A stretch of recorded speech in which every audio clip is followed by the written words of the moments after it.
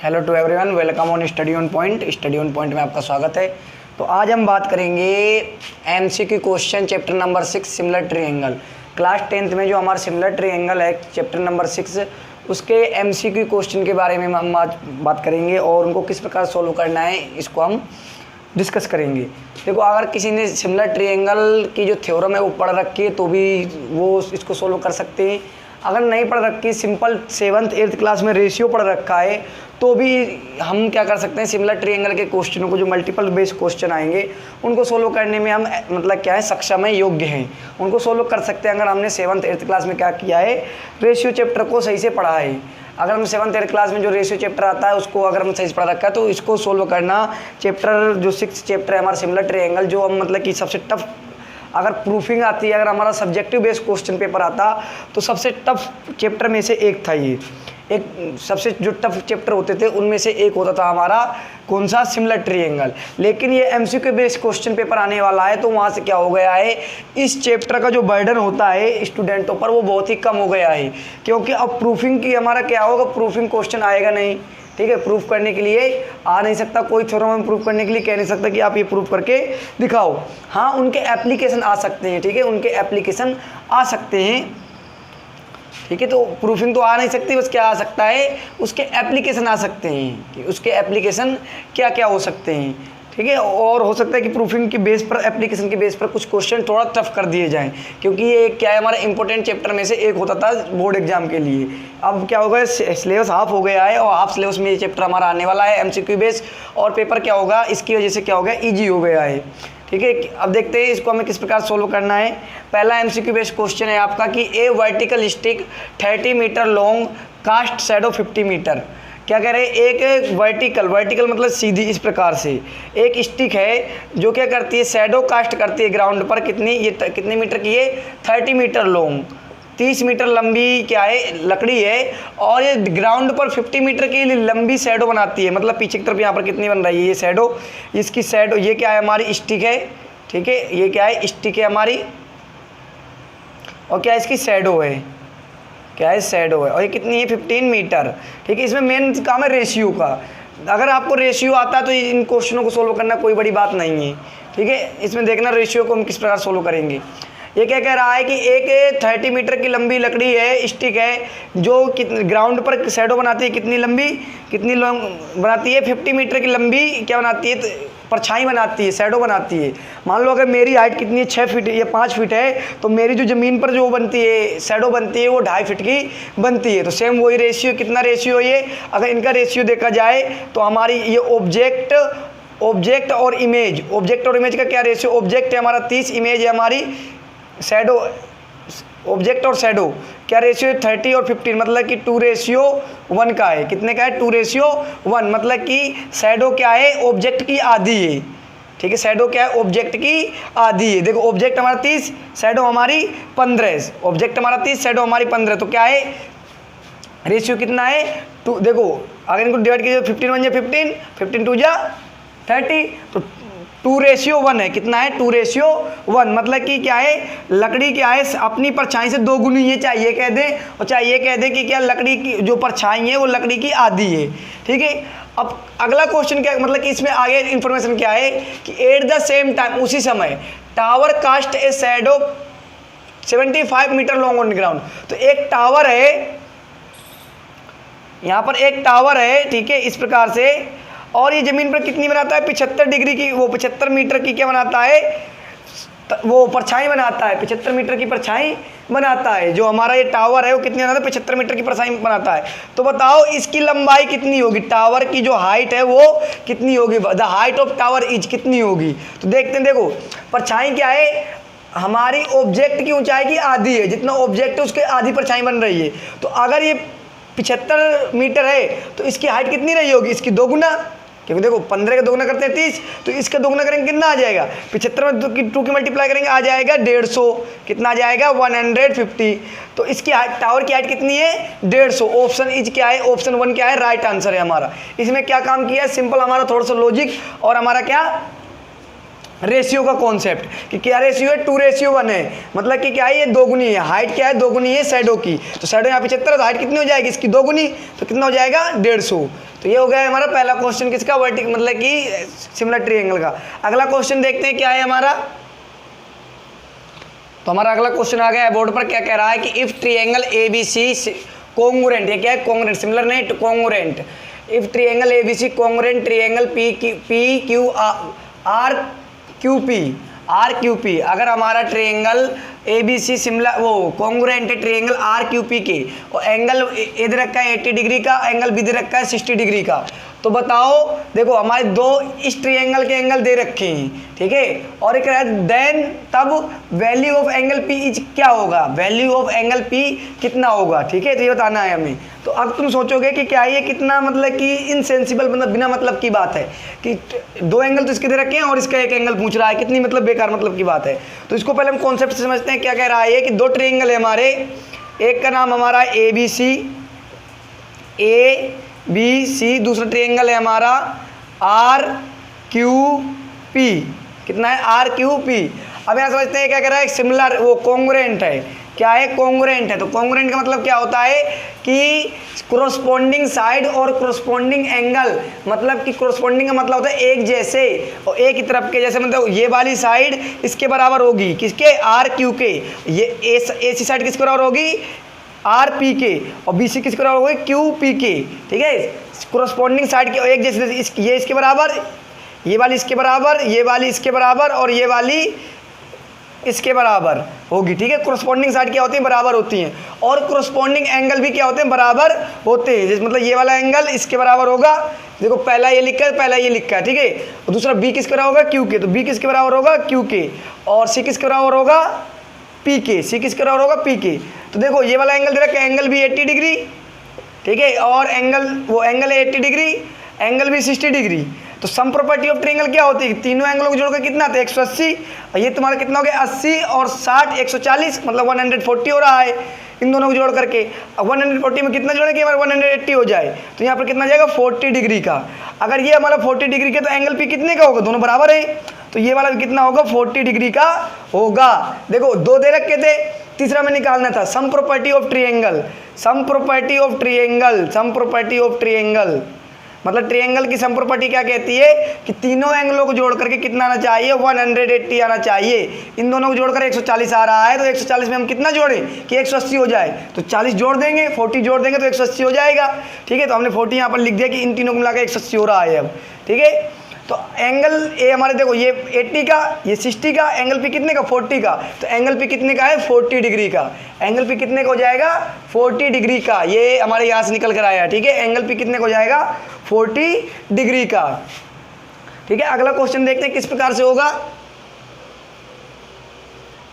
देखो अगला क्वेश्चन है हमारा बोर्ड पर, क्या है कि if the parameter of two similar triangle, जैसे इसने कह दिया टू सिमिलर ट्रायंगल ABC और LMN, अगर दो सिमिलर ट्रायंगल का हमारा जो रेशियो वो दे रखा है, पैरामीटर दे रखा है, हमारा दो सिमिलर ट्रायंगल कौन कौन से, एक ट्रायंगल है हमारे पास ABC, एक ट्रायंगल है हमारे पास ABC, दूसरा ट्रायंगल क्या है हमारे पास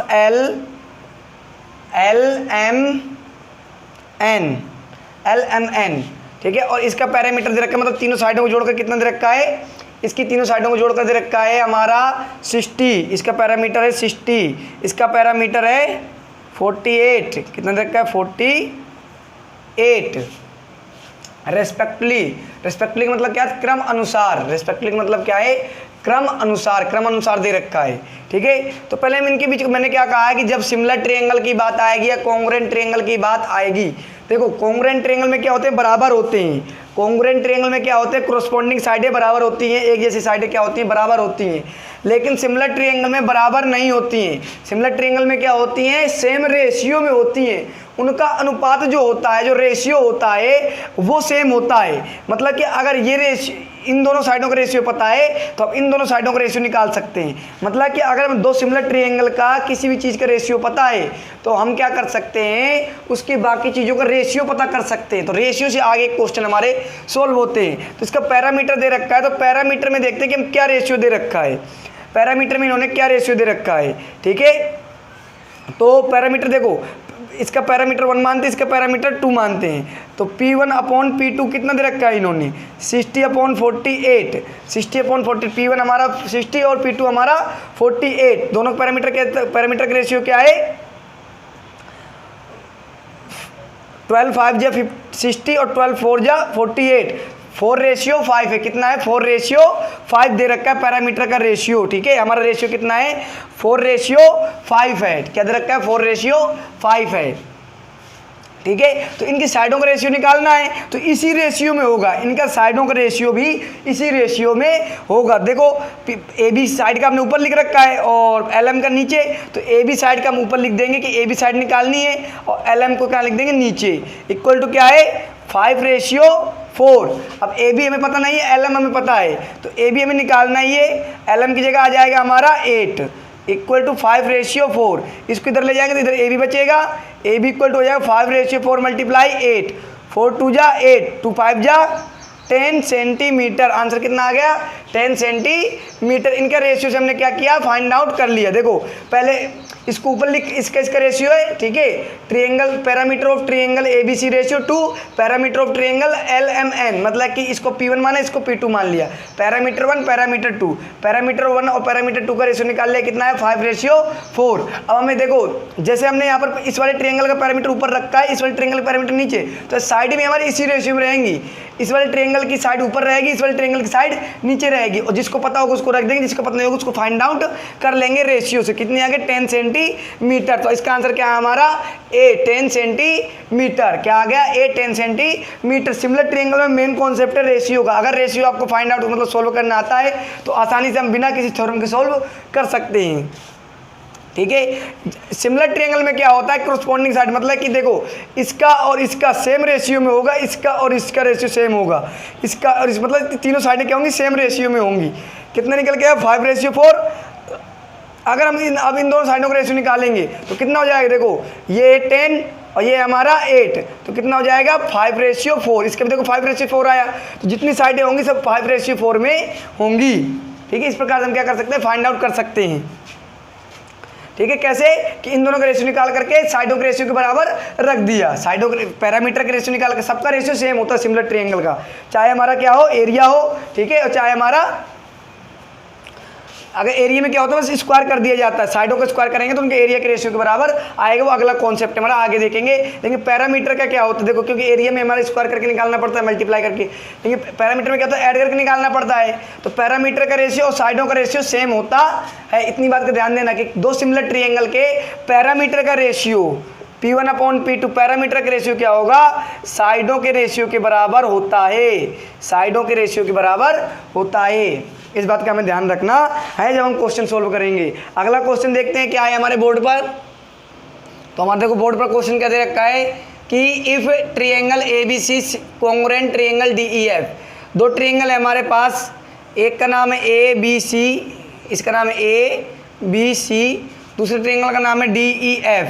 क्या नाम है DEF, दूसरे ट्रायंगल क्या नाम है DEF नाम है हमारा।